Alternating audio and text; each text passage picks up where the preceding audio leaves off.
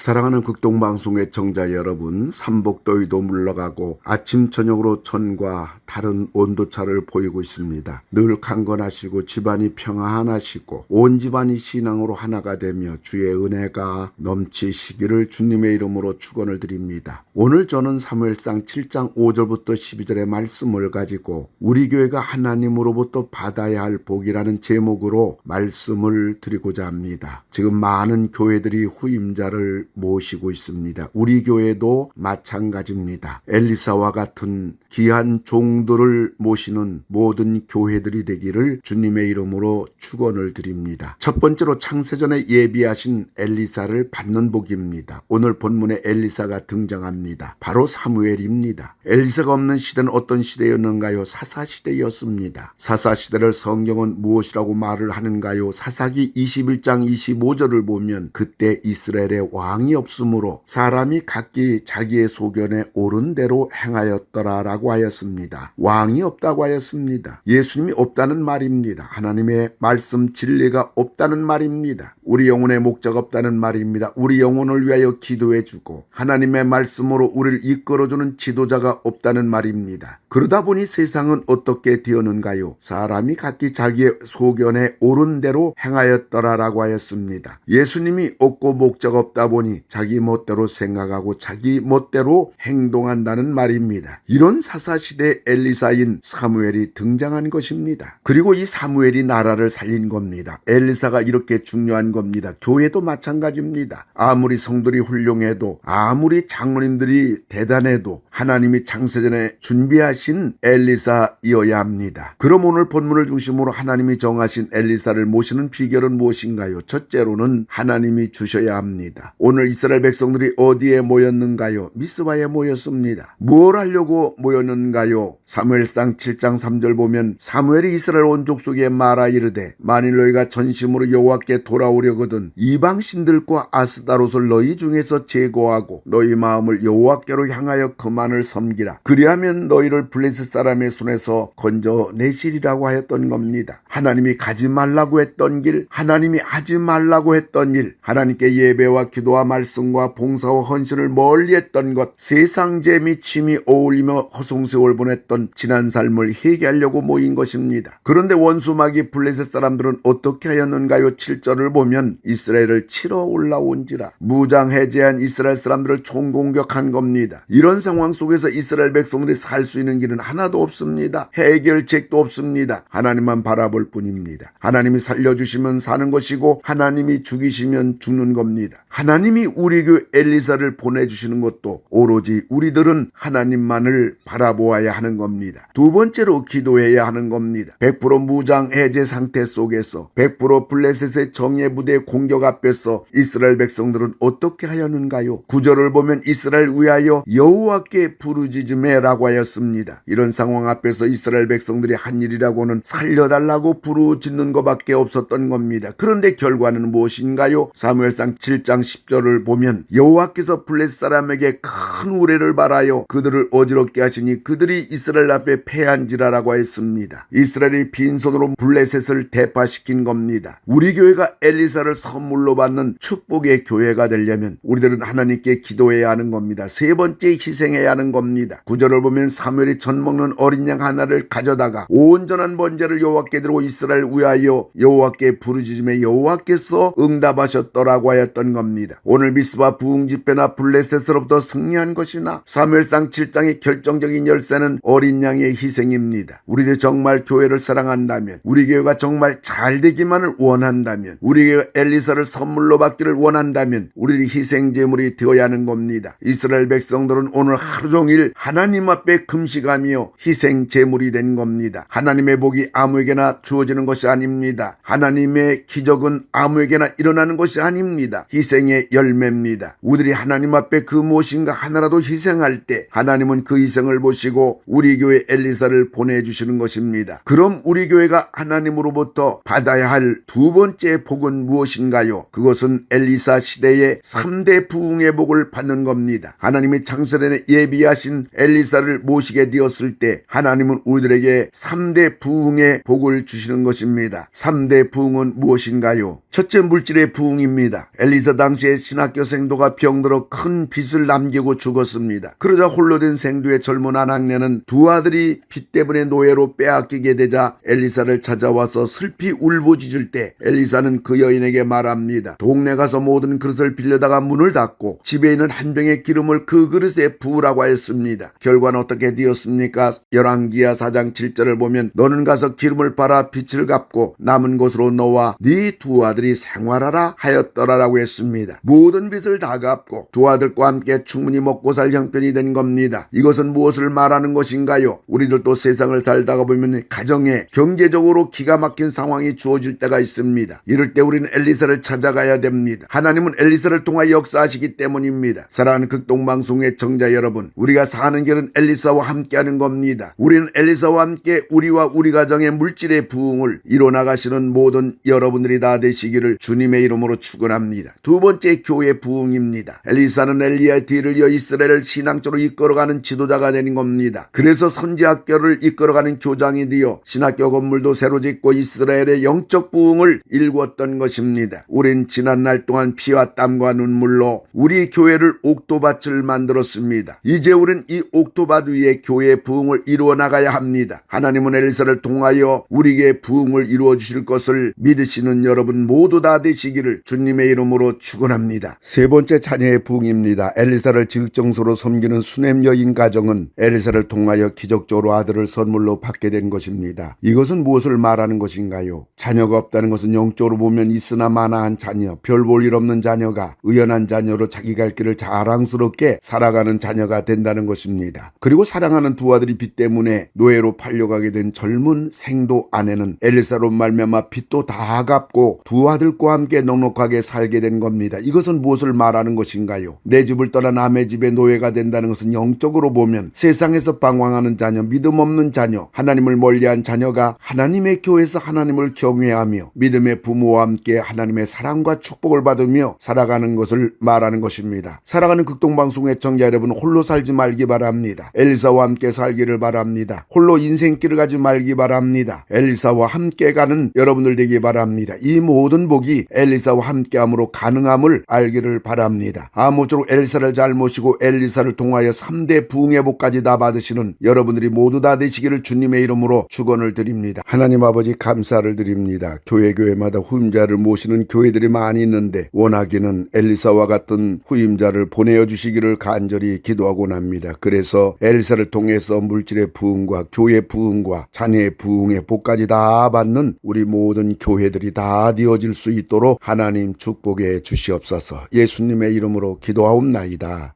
아멘.